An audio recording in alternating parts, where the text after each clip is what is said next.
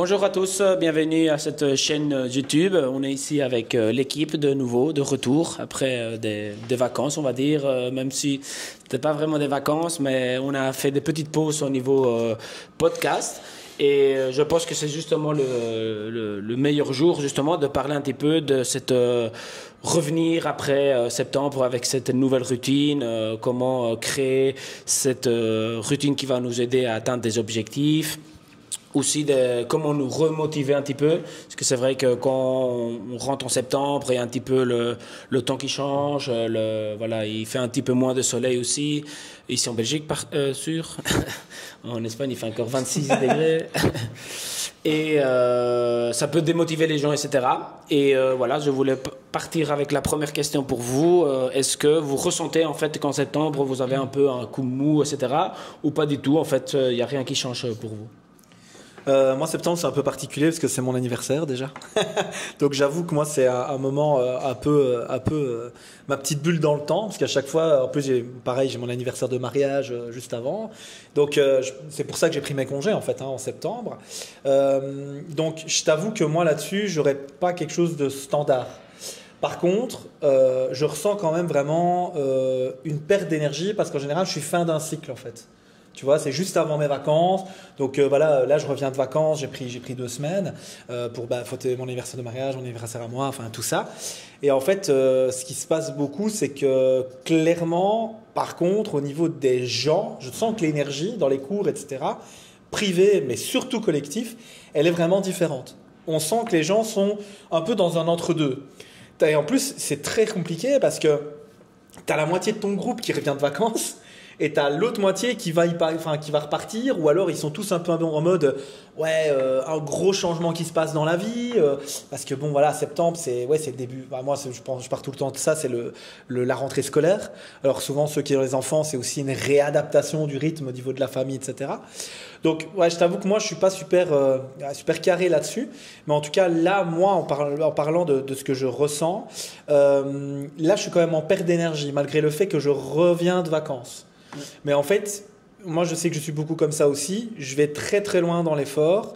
Là, j'ai pris 10 vrais jours de off. Vraiment, c'était dodo et c'était pas d'entraînement. J'avais dit que je continuerais le rameur, etc. Mais au final, arrivé à 3-4 jours de vacances, bah ouais, non, je suis désolé. J'ai dit à mon épouse, c'est bon, c'est bon. on coupe off. Mais non, mais en toute transparence. Je me suis dit, ok, là, faut être honnête avec toi-même. T'es éclaté. T'es juste éclaté. Donc autant, en fait, je viens de le dire juste en bas avec Mathilde. C'est ça, c'est le Kinder. Ouais, quand je mange un Kinder Bueno, je fais des trucs. C'est juste, je fais pas de rameur. Donc, l'idée, c'est que je pourrais, maintenant que j'y pense, mais l'idée, c'est quoi? C'est que je suis discipliné. Donc, quand j'ai décidé de faire quelque chose, je le fais à fond.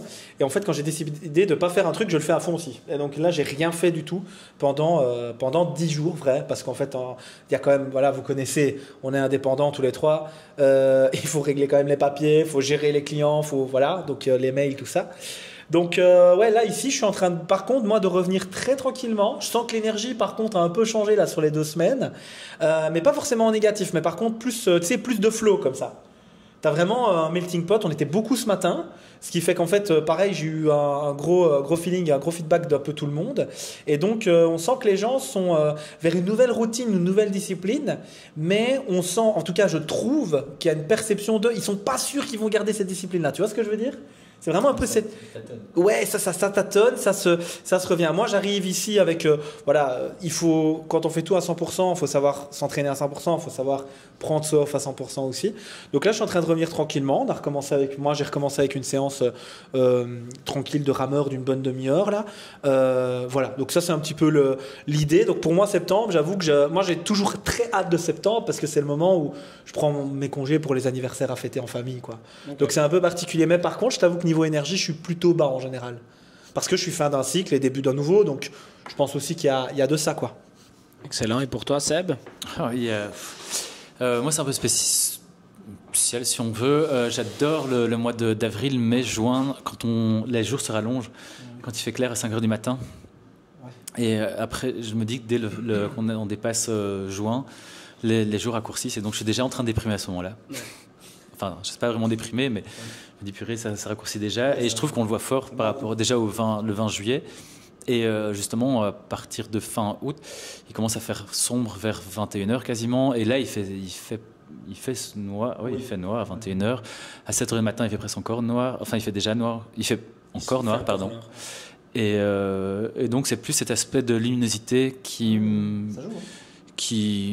titille un petit peu. Et après, le second coup, je trouve que c'est le froid quand tu vas commencer à mettre une veste. Oui, ça, c'est le truc pas cool. On est en pull, là. Et sinon, dans les entraînements, c'était très chouette, je trouvais, cet été, parce qu'il y avait énormément de monde qui est venu en journée. Et ça, c'était vraiment très, très chouette, parce qu'on est plus là en journée. Et c'était de voir tous ces gens qui venaient en journée. Et enfin, dans tout ce qui est lecture, tu sais, on a l'impression que notre génération, on est beaucoup plus dans la recherche de, justement, d'un mode de vie qui peut convenir. Et je me demandais justement si ça allait durer ou pas, les gens qui essaient de trouver un rythme de vie par rapport aux entraînements de la journée qui sont plus sains normalement, je pense, pour le bien-être que le soir, pour tout ce qui est sommeil et autres. Et donc ça sera un peu la question de voir comment ils vont faire la transition maintenant, parce que c'est un peu... Là maintenant, on choisit ce qu'on va faire justement, je pense. On pose tous les jalons de comment on va placer l'année justement par rapport à ces entraînements, le nombre de fois qu'on veut venir. Et donc le mois de septembre est un peu... on restructure son année. Et donc il y a beaucoup de questions qui se posent, je pense. Et voilà, c'est un mois comme ça où tout est un peu chaotique, où il faut tout restructurer. Ouais. Pour moi, c'est aussi un peu avec le soleil, je pense, ça joue beaucoup. C'est vraiment un petit manque pas de motivation, mais on sent que voilà, qu'il fait sombre beaucoup plus tôt, et moins de chaleur, on commence à mettre des vestes, etc. Et c'est vrai que c'est un peu plus démotivant, etc. Il faut remettre en fait de nouveaux structures pour se remotiver, trouver des astuces, on va dire, pour se remotiver, pour quand il refera bon de nouveau, pouvoir en profiter un peu plus, etc. Mais c'est vrai que pour moi, c'est une période assez, un peu moins, une transition, on va dire, d'un moment très cool, quand en été il fait beau, tous les portes sont ouverts, tu vois que l'ambiance est beaucoup plus, on va dire latino, tu vois, beaucoup plus soleil, etc. Et là, on commence à rentrer dans une zone un peu plus grise. Mais pour moi, la pire des périodes, c'est décembre, je sais pas pourquoi. Ah ouais. Je m'entraîne beaucoup moins. C'est bien, c'est la période où tu peux être gras, prendre de la masse, t'entraîner en force. C'est possible, mais en décembre, je déteste, je sais pas pourquoi. Depuis toujours. J'ai vraiment du mal. Là, je fais 0 WOD souvent. C'est seulement force. Après, c'est aussi une période froide. Hein, oui, pour le coup. Enfin, décembre, janvier, c'est pas la folie niveau ni luminosité ni chaleur. C'est pas très viking, ça. Non, c'est vrai. Mais je suis viking du sud. Et ouais, mais voilà. Mais en septembre, je pense que pour tout le monde, c'est un peu une transition. Et comme vous avez bien dit, c'est aussi le moment d'essayer de commencer à mettre en place des structures, etc., pour pouvoir justement pas te retrouver au final en décembre et que rien n'est mis encore en place, etc. Ça doit vraiment être le mois où on doit commencer à tout doucement se structurer, réfléchir. Pour des gens qui ont pris beaucoup de vacances ou qui sont fait plaisir avec les apéros, etc., c'est pas non plus d'essayer de tout changer d'un jour à l'autre en mode là je faisais plus rien de sport et maintenant je commence à fond de nouveau. Prenez les choses tranquillement, allez étape par étape, changez une habitude, une deuxième après, et allez vraiment petit à petit, parce que sinon ça pourrait être trop de changements et à la fin après avoir la démotivation derrière et avoir la chute derrière, etc. Tu voulais dire quelque chose? Ah ouais, je pensais simplement à la manière de structurer les choses. Ouais. Par exemple, que ce soit suivre des saisons ou tout ce qui est justement renforcement musculaire, sport de force, il y a souvent des cycles, des microcycles, des mésocycles, etc. Et personnellement, j'aime bien m'engager pour un cycle par exemple de 3 mois qui fait 13 semaines, en me disant je m'entraîne autant de temps, donc 3 fois 3 semaines ou 4 fois 3 semaines, ou alors 3 semaines par exemple un peu plus intense avec une semaine plus cool. 3 fois, et on arrive à 12 semaines, et puis encore une semaine un peu plus cool. Et donc, c'est de trouver un peu un rythme qui permet de structurer par des objectifs un peu plus courts, et ça permet de plus facilement réorienter et de valider plus ou moins un état de discipline ou n'importe quoi qu'on veut acquérir. Parce que je pense que pour acquérir une discipline, ils estiment qu'il faut plus ou moins une 60aine de jours pour l'ancrer. Ouais, et on discutait. On voit beaucoup d'études, ouais. Ouais, ça part un peu dans tous les sens, et apparemment c'est plus ou moins ça. Et qu'est-ce que j'allais dire aussi? Le fait de... J'avais lu par exemple, si tu sautes une fois ta routine, c'est pas grave, ça peut arriver et ton cerveau ne fait rien, mais la deuxième fois que tu le rates, là c'est le moment que tu commences déjà à retirer une routine et à créer une nouvelle. Et en fait, c'est ça qui est important d'essayer de ne pas le faire deux fois. Oui, mais par exemple, ça c'est quand on explique justement à ceux qui viennent s'inscrire à la salle, le fait de choisir 2 séances, 3 séances ou 4 séances par semaine. Moi, je trouve que en dessous de 3 séances, c'est très compliqué d'être régulier parce qu'on ne crée pas une routine. Et si tu dois commencer à réfléchir à venir à la salle, prendre l'effort, où tu dois... mais c'est comme Steve Jobs qui s'habille par exemple tous les jours en noir, c'est pour diminuer sa charge mentale et pouvoir réfléchir à plein d'autres choses. Et à partir du moment où tu viens ou moins de 3 fois par semaine, tu crées une sorte de charge mentale où tu te poses la question. Enfin, c'est charge mentale. Tu vas te dire, est-ce que je viens pas? Est-ce que ça vaut la peine? Est-ce que je devrais faire ça à la place? Et 3 ou 4 fois, pour moi, c'est... tu considères que le sport est le plus important, c'est dans ton agenda et c'est beaucoup plus facile de valider. Dans ce cas, par exemple, moi justement, il y a des gens qui viennent, ils disent moi je peux seulement faire 2 fois par semaine, etc. Mais je le dis souvent, essaye de choisir toujours les mêmes jours. Justement, comme ça, tu évites de dire je vais quand mardi, mercredi, non, c'est genre je vais le mardi, je vais le jeudi, par exemple, et c'est vraiment ancré en toi que ces 2 jours-là, c'est le sport. Et grâce à ce petit pas au début, c'est possible qu'en 3 mois, 6 mois, 1 an, tu pourras rajouter une 3e. Mais ça sera une charge beaucoup moins dure que de dire directement de commencer à 3. Tu vois, là, tu auras déjà 2 intégrés et la 3e, tu pourras la choisir plus tard, etc. Mais vraiment, choisir les jours fixes, ça peut être intéressant, justement. C'est vrai que c'est important ce que vous êtes en train de dire, parce que je suis d'accord avec tous les deux, en fait.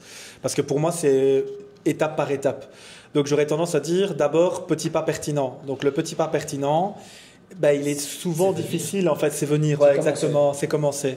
Et ça, je le vois beaucoup. Par contre, je dois être honnête, je suis tout à fait d'accord avec le fait que en dessous de 3 fois semaine, t'évites à rater une séance, quoi. T'évites à te dire, c'est bon. Donc, je pense qu'il faut être en capacité d'effectivement ne pas se laisser le choix. Donc, comme Jonas vient de le dire, ok, le mardi 16h15, c'est mon cours. Je le garde, je le laisse. Et quoi qu'il arrive, entre guillemets, c'est un moment pour moi, je me prends pas la tête, je réfléchis pas. Donc, je ne me laisse pas le choix. En fait, ça, c'est une discussion que j'avais eue avec un très bon athlète ici en Belgique, Simon Baudelet, je te fais un petit bisou, c'est un très bon ami, où j'avais dit, donc il est plus jeune, hein, il a 11 ou 12 ans de moins que moi, donc il est 24 ou 25 ans là, donc il doit être sur 25. Et je lui avais dit, mais comment tu fais, notamment en décembre, par rapport aux entraînements, etc., avec l'alcool, avec la mauvaise bouffe et tout ça. Il me dit, c'est simple, je me laisse pas le choix, c'est 0 alcool. Et je dis, ah ouais, sérieux? Et en fait, ça, c'est un truc que j'ai repris depuis 3-4 ans. En fait, je me laisse plus le choix. C'est-à-dire que j'arrive, soit je dis, ok, je bois, et il n'y a pas de problème, soit je dis 0. De quoi? Il n'y a pas de limite. Il n'y a pas de limite, ça marche aussi, il n'y a pas de limite. Mais bon, après, il faut savoir rentrer. Hein. Voilà. Faites attention avec l'alcool quand même. Mais moi, je suis plutôt dans. J'avoue que moi, l'alcool, c'est pas mon délire, c'est plus le sucre, on va pas se mentir. Je préfère une glace qu'une bière, c'est mon avis. Mais ici, l'idée, c'est ça, effectivement, ne pas se laisser le choix. Donc, premier pas pertinent, qui est en fait quelque chose de rentable et de plus facile pour vous, c'est quoi? C'est de se dire, ok, venez nous voir. 1 fois, 2 fois, 3 fois par semaine, c'est vraiment bien. 1 fois, c'est super pour démarrer. 3 fois, là, je crois qu'on commence à 2-3 fois, on commence à vraiment toucher cette idée effectivement de autodiscipline et aussi de régularité qu'on veut mettre en place à travers, que je le dise moi-même, mais le nombre de cours qu'on augmente, le nombre de possibilités de type de cours, c'est pas juste pour faire joli, quoi. C'est pour donner la possibilité aux gens que tout ça rentre aussi dans leur emploi du temps, parce qu'il faut pas non plus oublier ça. Tout le monde n'a pas le même emploi du temps. Moi, j'ai connu une époque où 16 heures, c'était des cours, franchement, c'était plus que libre. Et maintenant, ici, 16h15, des fois, t'es blindé. Donc, tu te dis, ok, je pense que là où je veux en venir, c'est que les gens changent aussi. Je pense qu'on est une génération, justement, où on va commencer à faire de plus en plus attention à soi-même par rapport à son bien-être. Il faut, parce qu'on se rend compte qu'en fait, de toute façon, la société ou les entreprises pour lesquelles on va bosser font pas forcément attention à nous. Et je dis ça au sens global du terme. Et donc, quand vous faites pas attention à vous, vous mettez dans des positions où, en final, vous n'êtes qu'un numéro. Et en fait, les seules personnes qui vont en pâtir, c'est pas ni la société ni l'entreprise, c'est votre famille. Donc, en fait, il y a un moment où pensez à vous à travers le fait de justement un peu cette autodiscipline qui, paradoxalement, pour moi, nous rend libres, en fait. Ouais. Ce qui est perturbant, je trouve, c'est pas tout à fait le sujet, mais c'est justement comment réaliser que tu vas trop loin, parce que dans le sens où, justement, avant, il travaillait plus. Qu'est-ce qui fait qu'aujourd'hui, tu es capable de te dire où est la limite de prendre soin de soi? Parce que justement, je pense que c'est l'accessibilité, les réseaux, le temps d'occupation cérébrale et ces choses-là. Mais je trouve que c'est une génération où, par exemple, il y a des burn-out, on n'entend plus que ça et c'est normal. Mais moi, ce qui m'intéresse, c'est que chacun puisse identifier cette limite, justement, et où la placer, parce qu'on n'a pas d'exemple d'avant. Ça, c'est... Après, la limite, ça va être chacun qui va la mettre avec ses objectifs, etc. Est-ce que tu veux avoir des abdos, mais pas travailler quelque chose que t'aimes pas, que t'aimes bien, etc. Est-ce que tu préfères être à fond dans ton business et laisser ton corps de côté? Et en fait, il y aura des gens qui vont dire, moi, je m'en fous de mon corps, je veux créer mon business. Et des autres, ils vont dire, non, moi, mon corps est beaucoup plus important et je m'en fous de travailler. Tu vois, il faut trouver... Pour moi, le burn-out n'est quasi... Je ne vais pas dire qu'il n'existe pas chez les indépendants, pas du tout, mais c'est beaucoup plus quand c'est des employés, beaucoup plus. Totalement. Et là, souvent, parce qu'ils ont perdu le sens, ils ne sont pas vraiment le sens de... En fait, ils gagnent de l'argent grâce à ce temps fourni, mais ce temps-là est un peu perdu, je trouve, tu vois, pour eux, parce qu'ils ne sont pas accrochés. Je ne dis pas que tout le monde qui est salarié a ça, parce qu'il y a plein de gens qui sont passionnés par ce qu'ils font, mais la plupart des gens salariés qu'on peut connaître, ils ne sont pas le sens ils font seulement parce que ça les permet d'avoir de l'argent et avec cet argent-là, faire des choses qu'ils aiment bien. Mais les métiers ont peut-être moins de sens qu'avant. C'est possible. Totalement, ouais. Ça va être génial. Il y a une perte de sens, effectivement, mais il y a aussi... parce que pour moi, la grosse différence entre un burn-out et une dépression, c'est que la dépression, c'est mental, le burn-out, c'est mental et physique. Donc ici, je pense qu'encore une fois, prendre soin de soi, c'est aussi donner plus de capacité physique à son corps, en tout cas dans ce que nous, on en parle. C'est-à-dire le crossfit, on prône ce qu'on raconte. Hein. Enfin, on prêche pour notre propre paroisse, je vais y arriver. Et donc, il y a aussi ce côté-là. Et comme il y a beaucoup de gens qui ne prennent pas soin d'eux, mais qui, à côté de ça, n'ont pas non plus de sens. Donc, moi, un truc simple, c'est que quand je travaille avec des gens en personal training, vraiment sur le côté mindset, je dis, OK, est-ce que tu as envie de te lever le matin, en fait? Ou pas? Parce que, je sais pas vous. Moi, des fois, c'est très dur parce que je dors pas assez, mais j'ai toujours envie de me lever. Je me dis, ouais, ça va être trop bien. Je vais voir Seb, je vais voir Jonas, je vais voir les gens, je vais voir mon épouse, c'est con aussi, mais voilà, je vais. Ouais, non, mais tu vois, c'est aussi bête que ça. Est-ce que tu as envie de te lever le matin? Est-ce que tu as une raison de te lever le matin? Et en fait, il y en a qui vont sourire, mais il y en a qui vont moins sourire à cette question parce qu'en fait, ils vont être en mode, putain, en fait, non, j'ai pas envie de me lever, mais en fait, il faut que tu te rendes compte que c'est un combat de tous les instants, du coup. Et là, peut-être qu'en septembre, pour revenir sur le sujet, ça va être le moment où tu vas te poser cette question-là et tu vas te dire, putain, j'ai pas envie de me lever, en fait. Donc là, nous, on vous invite à dire, OK, qu'est-ce que tu pourrais faire comme changement qui soit venir nous trouver, entre guillemets, ou aller chercher plus d'heures, ou, comme Jonas est en train de le dire, et je trouve ça très pertinent, tiens, en fait, je vais 6 fois au CrossFit semaine, mais ça va pas du tout dans mon couple. Est-ce que je prendrais pas plus de temps pour mon couple, par exemple? Ou, tiens, j'aimerais être un meilleur papa, j'aimerais être une meilleure maman.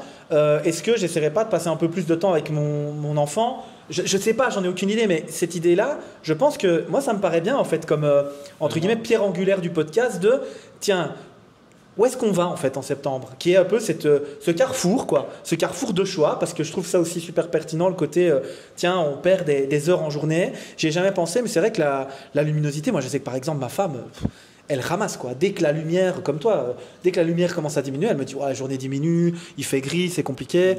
Moi je reste quelqu'un de très optimiste, mais on le subit tous. Mais moi je le trouve par exemple à 19h, maintenant tu es déjà en train de te teindre, tu vois. Et moi, en été, en 19h, je suis encore dans l'ordi, je suis en train de faire des trucs, je suis encore barbecue, en train de cuisiner. Non, mais tu vois, t'as encore le temps, mais à 19h, franchement, tu te rends compte, il fait gris, le magasin ferme, etc. Et en fait, t'es en mode... Mais en fait, c'est fini, la soirée. La journée est finie. Et en fait, non, il reste encore du temps pour moi. Après, il y a des gens qui vont dormir et c'est à tôt, mais... Tu vois, c'est un peu le problème du temps. Et moi, par contre, moi que je viens d'Espagne, qu'on dîne par exemple à 14h, je trouve que manger à midi, c'est le truc le moins productif qui existe. Je te jure. Parce que la matinée est trop courte. Mais en fait, tu manges à midi et l'après-midi commence juste après. Et après-midi, c'est déjà le souper. Et en fait, que quand tu manges à 14 heures, en fait, déjà à 11 heures, tu as grignoté un petit truc, etc., mais tu n'as pas fait une grosse pause, tu vois, et tu as encore jusqu'à 14 heures pour bosser, tu vois. Que j'ai la sensation que moi, à midi, je mangeais, et là, ça commence à ralentir un peu parce que c'est l'après-midi. Et en fait, à 15h, 16h, c'est fini la journée, entre guillemets, dans les boulots, etc. Mais en Espagne, on n'a même pas encore la moitié. Tu vois, et je trouve que la productivité est beaucoup. Et c'est pas qu'on commence plus tôt. Parce qu'au final, ici, les magasins ouvrent 1 heure plus tôt qu'en Espagne. Mais nous, on ferme 3-4 heures plus tard. Tu vois, alors au final, au niveau de productivité, je trouve que manger à midi, c'est vraiment... Je suis le premier qui mange à midi parce que j'aime bien manger, mais je trouve que ça casse la journée. Je suis d'accord. Moi, je mange... Vous me voyez Pardon. Vous me voyez à chaque fois. Moi, je mange pas ou à 14h en fait. Mais midi, je mange jamais non plus parce qu'en plus, on s'entraîne régulièrement, nous, à midi. Ouais, mais je trouve que ça casse je sais pas, je me suis toujours dit, putain, pourquoi on mange à midi? Ça casse la journée, en fait. C'est comme, il y a des gens, enfin, moi, j'ai pas été éduqué comme ça parce que je suis italo-espagnol aussi. Donc, en fait, j'avoue que mon éducation fait que j'ai plus mangé à 14h qu'à midi aussi. Mais par contre, un truc qui m'avait, à l'époque, choqué, il y a des gens qui disaient, oh, tu manges 2 fois froid ou tu manges 2 fois chaud sur la journée. On s'en fout, en fait. Enfin, c'est 2 repas, tu vois. Non, 1 fois chaud, 1 fois froid. En fait, il n'y a pas de. Donc, l'armée me disait ça, 2 fois chaud, c'est trop de calories. Ça, oui, le mec qui mange des tartines au beurre, tu vois, t'es là, ouais, ok, trop de calories. Parfait. Ça, c'est... Je suis au régime, enlève la sauce sur le burger, s'il te plaît. Ouais, c'est ça. Mais on en est là. Donc, c'est vrai qu'en fait, pour moi, il y a du culturel. Et puis après, il y a aussi la capacité à s'écouter. Et je pense que ça, c'est aussi un sujet qui peut être pertinent par rapport à la prise de décision de septembre. Est-ce que vous avez vraiment envie de vous écouter ? Est-ce que vous avez vraiment envie de ralentir et de rentrer un peu en connexion avec vous-même? Regarde, pour prendre un exemple très clair au niveau du sport, on a fait du push jerk aujourd'hui. Il y avait des gens qui se débrouillaient moins bien, mais pas parce qu'ils n'étaient pas bons, parce qu'ils ne connaissaient pas bien le mouvement. À ces 3-4 personnes-là, je leur ai demandé une chose, je leur ai demandé de ralentir. Et je leur ai demandé de stabiliser en bas du mouvement. Et en fait, je leur ai dit, il faut que tu sois lent pour pouvoir ressentir et pouvoir communiquer avec toi-même, avoir de l'autofeedback. Et en fait, je sais que c'est contre-intuitif, mais testez une série. Ils m'ont tous fait une série de 3. Ils m'ont dit, ouais, si je sens autrement, je pense que je peux monter en charge. Ouais, non, moi je suis à fond, c'est bon comme ça. Et en fait, là où je veux en venir, c'est ralentir pour reconnecter et mieux s'écouter. C'est vraiment... Et septembre, en fait, c'est le bon moment par rapport à tout ce qu'on est en train de raconter. Ouais, totalement. Mais on a parlé pas mal de côté du ciel gris, on va dire, qui fait moins beau et tout ça. Et justement, moi, je me dis, vu qu'on ne peut pas changer, il fait gris, on peut râler tout ce qu'on veut, mais le ciel ne va pas changer parce qu'on surtout en Belgique. Ouais. On peut, ou tu prends le choix de quitter le pays, ou alors tu trouves des astuces pour justement dire, OK, il fait gris, ça ne peut rien changer, qu'est-ce que je peux mettre moi en place pour justement pas subir cette chose que je peux pas gérer. Et par exemple, justement, on discutait de ça. Bon, c'est moi qui a dit ça, mais en hiver, par exemple, moi je m'entraîne moins en cardio, etc. J'ai moins envie, mais j'adapte. Tu vois, je dis, OK, mais alors je vais faire plus de muscu, plus de force, plus vraiment en mode ours qui fait... dans sa grotte. Dans sa grotte, etc. Et voilà, ça peut être des mécanismes que vous pouvez mettre en place, justement, en hiver, quand il fait un peu moins beau, etc., pour continuer dans le mouvement, etc. Et en réalité, quand le soleil va commencer à revenir, etc., on n'aura pas rien fait. En gros, on aura bossé quand même et on sera beaucoup meilleure capacité justement de bosser, etc. Je sais pas, qu'est-ce que toi tu en penses de... C'est super intéressant parce qu'en fait, l'humain est cyclique. De toute façon, le vivant est cyclique. Bon, c'est que mon avis, encore une fois, j'ai lu assez de livres pour savoir que c'est pas que le mien, mais l'idée, il est là. En fait, ce qui est intéressant pour l'homme, alors je vais partir sur un truc, j'ai envie d'y aller. Une femme qui va avoir ses cycles, c'est 1 mois.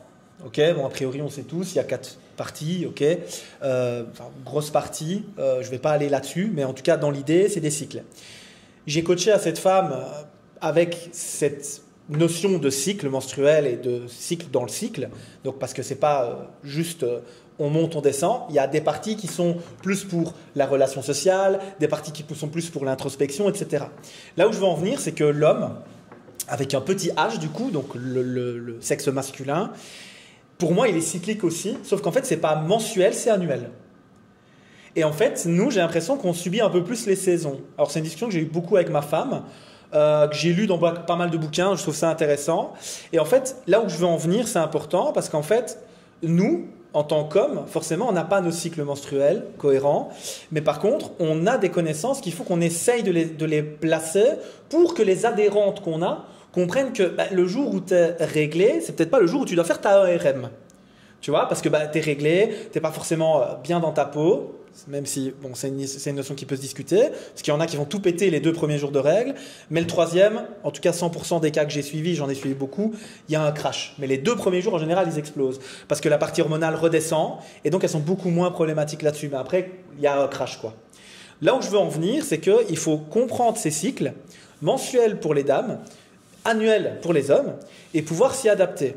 Alors, je pense qu'on est quand même fort pareils tous les 3, donc je pense que c'est pas anormal qu'on ait tous les 3 au même moment les hautes énergies et au même moment les basses énergies, mais je pense que c'est quelque chose de très global.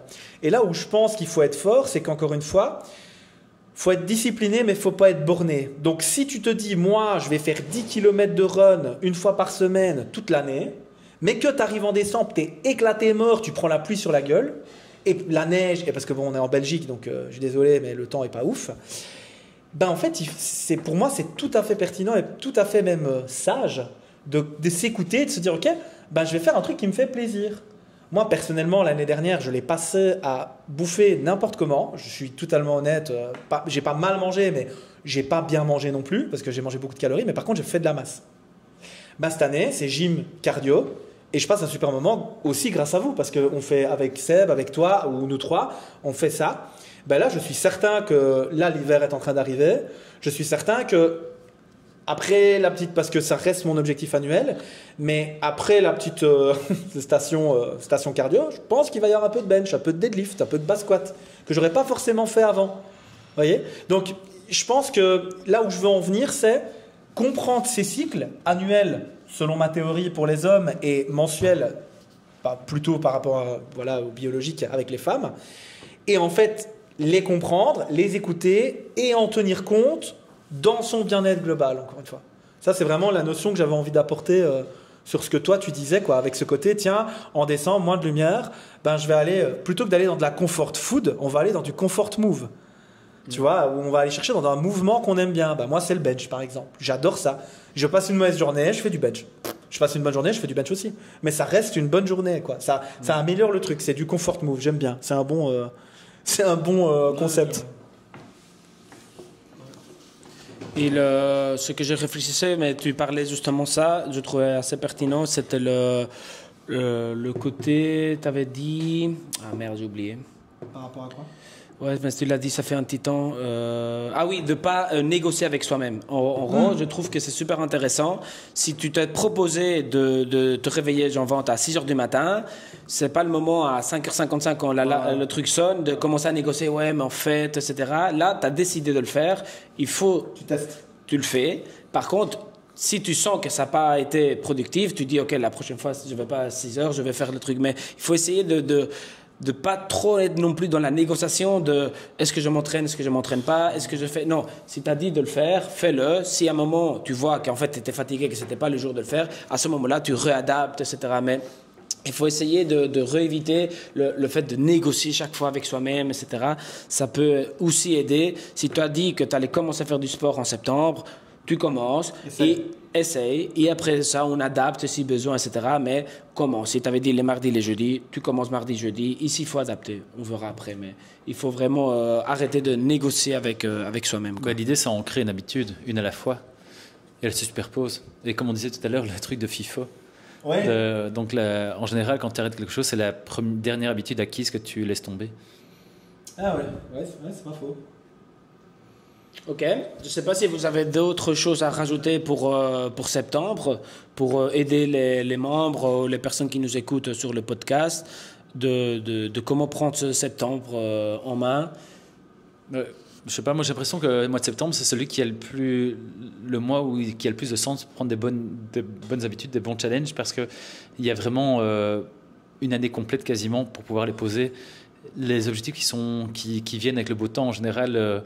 C'est très fort lié à la motivation et c'est pas posé. Et donc ça tient rarement. Ouais. Je pense que, par exemple, dans les membres qui viennent ici, ceux qui viennent en septembre restent beaucoup plus longtemps que ceux qui viennent même pas, plutôt en avril. Ouais, c'est ça. Ouais. En rôle, si vous aurez un objectif pour l'été, c'est maintenant qu'il faut le travailler et pas en avril, 2 mois avant de... Là, on a le temps de tout placer. Parce que là, on est dans une remise en question, dans une restructuration de tout. Et donc, c'est maintenant qu'on pose... Et surtout, je trouve aussi que ce qui est très intéressant d'une période comme septembre jusqu'à avril, c'est que tu as beaucoup moins aussi va dire des choses externes. Moins de tu viens faire un apéro, tu viens faire un petit barbecue, etc. Tu as beaucoup moins de choses. Il y a quand même des anniversaires, etc. Mais tu as beaucoup moins ce côté d'aller faire des choses à l'extérieur parce qu'il fait dégueulasse. Justement, réutiliser le fait qu'il y a moins d'événements parce qu'il fait dégueulasse pour justement prendre plus soin de soi, etc. Et en avril, rééquilibrer un peu ça avec plus de sorties en apéro, etc. On pourrait dire qu'au plus il fait sombre, au plus on est en introspection, au plus il fait clair, au plus on est tourné vers les autres. Totalement. Je trouve que ça peut être très intéressant de voir les choses comme ça, de dire ok, de septembre à avril, je peux prendre plus de soin pour moi, il fait dégueulasse, plus m'entraîner, plus mettre des objectifs, etc. Et en avril, là on a beaucoup plus de choses à faire et là ça peut être plus relationnel, etc. C'est pas mal. Bon, je ne sais pas si vous avez d'autres choses pour ce petit podcast de début de septembre. Moi, je finirais juste sur le côté essayer d'avoir du temps pour vous pour justement prendre les décisions dont on est en train de vous parler là.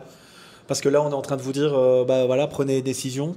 Mais on m'a posé la question récemment en me disant, oui, c'est quoi la première chose à faire pour changer quelque chose ? En fait, j'aurais dit, la première chose, c'est de ralentir. Il y a des gens qui vont en fait vouloir rajouter à leur quotidien le sport en se rajoutant un stress, alors que pour moi, il vaut mieux ralentir dans quelque chose qui possiblement est négatif pour vous, ou même ralentir tout court pour pouvoir percevoir peut-être les vraies choses qui ne vont pas aller, et puis faire en sorte de remplacer par quelque chose de pertinent. Donc ouais, voilà, je voulais juste rajouter ça, le côté un petit peu, pour prendre une décision sage et pertinente, prenez le temps de prendre cette décision. Donc voilà, vraiment... Il n'y a pas besoin de prendre 15 jours au fond d'une grotte, mais juste vous dire, ok, une demi-journée, je coupe mon téléphone, je ne le garde pas à côté de moi, je vais me balader dans un parc ou autre part, ou juste être cool à lire un livre, et puis vous poser pendant une demi-heure, à vous poser les vraies questions, tiens, qu'est-ce qui est important pour moi ? Y en a qui vont sourire, encore une fois, il y en a qui vont dire, ouais, moi j'ai pas le temps. Les deux ont raison en fait, il faut juste que vous puissiez prendre le temps de ralentir et accepter, être discipliné sur le fait de ok, je ralentis et je garde le cap. Mais moi justement je trouve que pour changer une habitude, il faut créer une nouvelle habitude, et pour créer une nouvelle habitude justement tu dois te lancer sur une nouvelle chose, tu vois. Par exemple, si tu as la mauvaise habitude d'arriver du boulot et te mettre devant le fauteuil en Netflix, c'est pas en disant ok, je vais couper Netflix, je vais rien faire. C'est en t'obligeant à créer une nouvelle routine.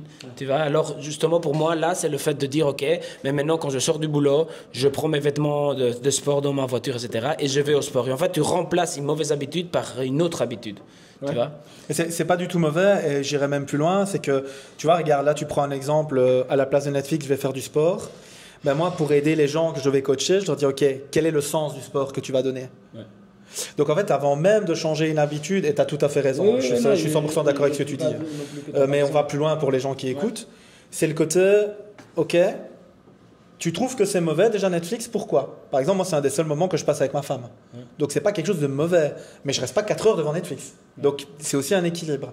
Tu remplaces Netflix par le sport, ok, quel est le sens que tu donnes à ton sport ? Est-ce que c'est un sport que tu fais en couple ? Est-ce que c'est un sport que tu fais avec ton fils ou ta fille ? Est-ce que c'est un sport que tu fais tout seul parce que tu as besoin d'être seul ? Est-ce que c'est un sport que tu fais pour rencontrer ? Est-ce que c'est un sport... Et en fait, tu vois, tout ça, c'est créer le sens de ce que tu voudrais. Et moi, je vais même encore plus loin, parce que ça, c'est encore l'amont de l'amont, c'est qui tu veux être. Est-ce que tu veux être un mec qui va lire quand tu rentres de chez toi parce que tu veux être un lecteur, tu veux être quelqu'un qui se cultive, tu veux être quelqu'un qui s'ouvre. Donc, est-ce que tu veux avoir de l'énergie pour être capable de lire ? Pas juste d'ouvrir et de ne pas retenir ce que tu lis, vraiment de lire, d'apprendre des choses. Ou est-ce que tu veux être le gars éclaté qui va se jeter dans le canapé, qui va ouvrir son paquet de chips et qui va manger en regardant la nouvelle série Netflix ?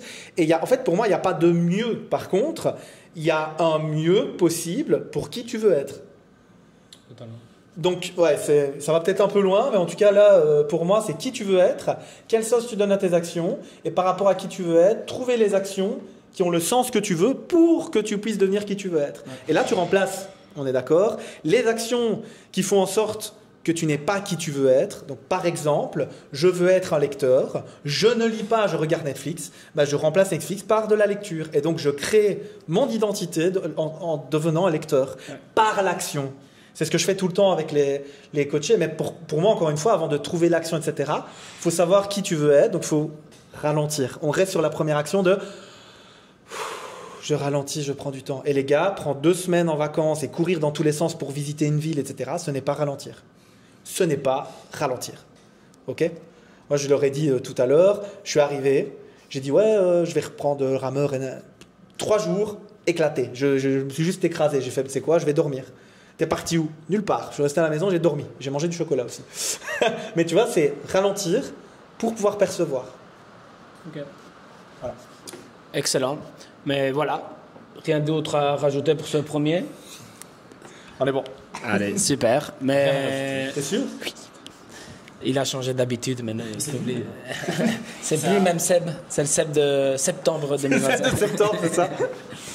Ok, mais merci à tous d'être là derrière. N'hésitez pas à un petit pouce, like, etc.